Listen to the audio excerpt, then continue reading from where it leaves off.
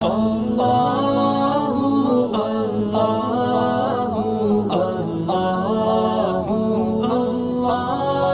اللہ الرحمن الرحیم۔ یہ باتیں جو قیامت کے تعلق سے بیان کی جا رہی ہیں وہ اس لیے ہیں تاکہ ہمارا عقیدہ جو قیامت قائم ہونے کے تعلق سے ہے، اور یہ بنیادی عقیدہ ہے کہ قیامت قائم ہوگی اور مرنے کے بعد دوبارہ زندہ ہونا ہے، اور زندہ ہونے کے بعد اللہ تعالیٰ کے سامنے پیش ہونا ہے، اور پھر اپنے اچھے یا برے کی جزا یا سزا ملنی ہے۔ یہ مسلمانوں کے عقیدوں میں سے بنیادی عقیدہ ہے، یعنی بہت ہی زیادہ اہم عقیدہ ہے، لہذا اس کے اہتمام کا اور اس کے کہنے سننے کا اور اس کو مضبوط کرنے کی ہم سب کو کوشش کرنی چاہیے۔ بتایا گیا تھا کہ یہ وہی عقیدہ ہے کہ یہ عقیدہ جتنا مضبوط ہوگا اتنا ہی انسان کا ایمان بھی مضبوط ہوگا اور اعمال بھی مضبوط ہوں گے، اور جیسے جیسے یہ عقیدہ اور یہ نظریہ کمزور ہوتا جائے گا کہ مرنے کے بعد اللہ کے سامنے کھڑا ہونا ہے، یہ قیامت قائم ہونی ہے اور ایک دوبارہ دوسری لامحدود زندگی شروع ہونی ہے، جب یہ عقیدہ کمزور پڑ جائے گا اور یہ نظریہ ہمارا کمزور ہو جائے گا تو انسان کا ایمان بھی کمزور ہوگا، اور ایمان کے ساتھ ساتھ وہ اعمال پر بھی کھڑا نہیں ہو سکتا۔ تو اس لیے ان باتوں کو دہرانے کی ضرورت ہے، ان کا مذاکرہ کرنے کی ضرورت ہے، بار بار پڑھنے اور سننے کی ضرورت ہے تاکہ ہمارا یہ عقیدہ تازہ رہے۔ یہ باتیں بالکل اسی طرح ہیں جیسا کہ کسی پیڑ کے لیے پانی کی ضرورت، کتنا ہی قیمتی پیڑ کیوں نہ ہو، کتنی ہی قیمتی زمین کیوں نہ ہو، اگر اس پیڑ کو پانی نہ ملے تو وہ سوکھ جایا کرتا ہے، وہ بالکل خالی ہو جایا کرتا ہے۔ لیکن اگر پیڑ کو پانی ملتا رہے تو زمین بھی ٹھیک رہتی ہے اور وہ پیڑ بھی درست رہتا ہے۔ بالکل اسی طرح اگر ہمارے ایمان کے اندر ہمیں تازگی چاہیے، پختگی چاہیے اور کمال چاہیے تو اس کے لیے ان باتوں کا مذاکرہ ضروری ہے، تبھی جا کر ہمارے اس عقیدے کے اندر پختگی پیدا ہوگی اور یہ عقیدہ ہمارے دل و دماغ پر راسخ ہو جائے گا، جم جائے گا،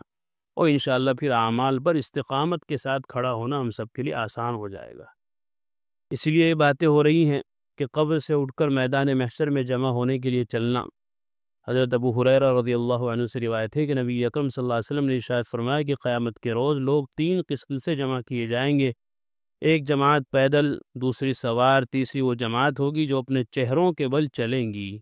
پیروں کے بل نہیں، چہروں کے بل۔ اللہ! سوال کیا گیا کہ یا رسول اللہ وہ لوگ چہروں کے بل کیوں کر چلیں گے؟ جواب میں نبی اکرم صلی اللہ علیہ وسلم نے ارشاد فرمایا کہ بے شک جس ذات پاک نے ان کو قدموں پر چلایا وہ اس پر قادر ہے کہ ان کو چہروں کے بل چلا دے۔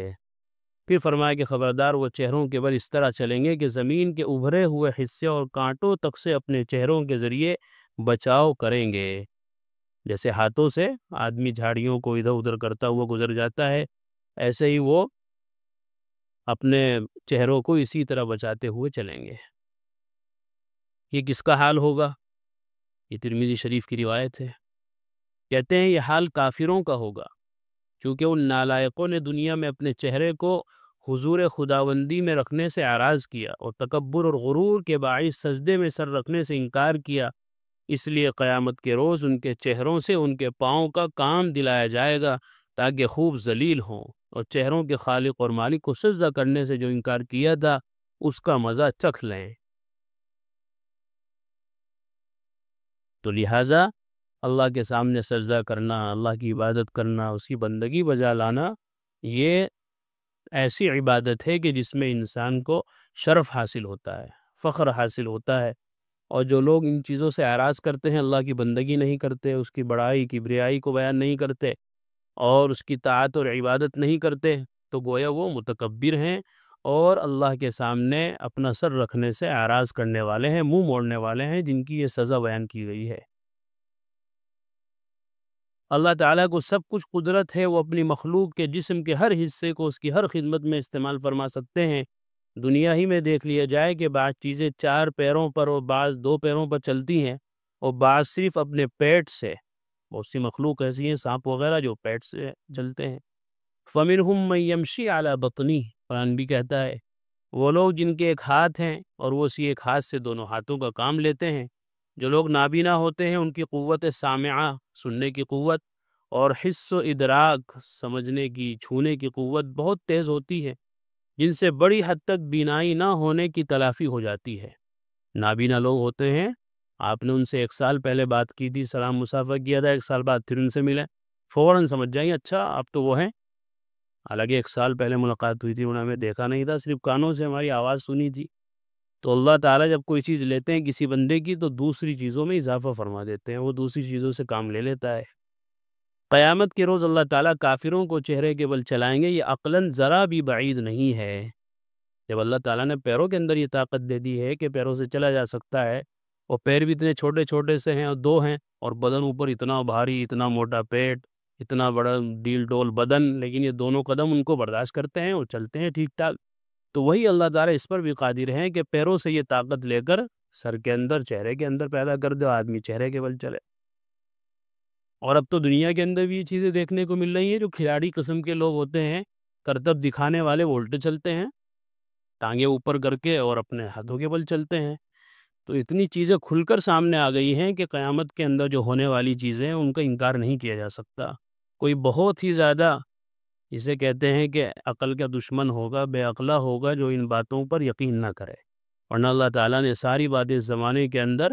کھول کھول کر ہمارے سامنے رکھ دی ہے کہ یہ ساری چیزیں کوئی ناممکن نہیں ہے، کوئی مشکل نہیں ہے، اور اللہ کے لیے تو کچھ بھی مشکل نہیں ہے، کچھ بھی ناممکن نہیں ہے۔ ہمیں لگتا ہے ممکن نہیں ہے، مشکل ہے، لیکن اللہ کے لیے کوئی چیز مشکل نہیں ہے، کوئی چیز اللہ کے لیے ناممکن نہیں ہے۔ اللہ تعالیٰ ہر ناممکن کو ممکن بنانے والی ذات کا نام ہے۔ لہذا ان باتوں پر ہمیں پورا یقین رکھنا چاہیے اور ایسے کاموں سے اپنے آپ کو بچاتے رہنا چاہیے کہ جن کاموں کی وجہ سے اس طرح کی تکلیفوں سے ہمیں آگے کہیں دوچار ہونا نہ پڑ جائے۔ کفار گونگے، بہرے اور اوندھے اٹھائے جائیں گے۔ سورہ بنی اسرائیل میں فرمایا گیا وَنَحْشُرُهُمْ يَوْمَ الْقِيَامَةِ عَلَى وُجُوهِهِمْ عُمْيًا وَبُكْمًا وَصُمًّا، اور ہم ان کو قیامت کے روز اندھے، گونگے اور بہرے کر کے چہروں کے بل چلائیں گے۔ سورہ طٰہٰ میں ارشاد فرمایا وَمَنْ أَعْرَضَ عَنْ ذِكْرِي فَإِنَّ لَهُ مَعِيشَةً ضَنْكًا وَنَحْشُرُهُ يَوْمَ الْقِيَامَةِ أَعْمَىٰ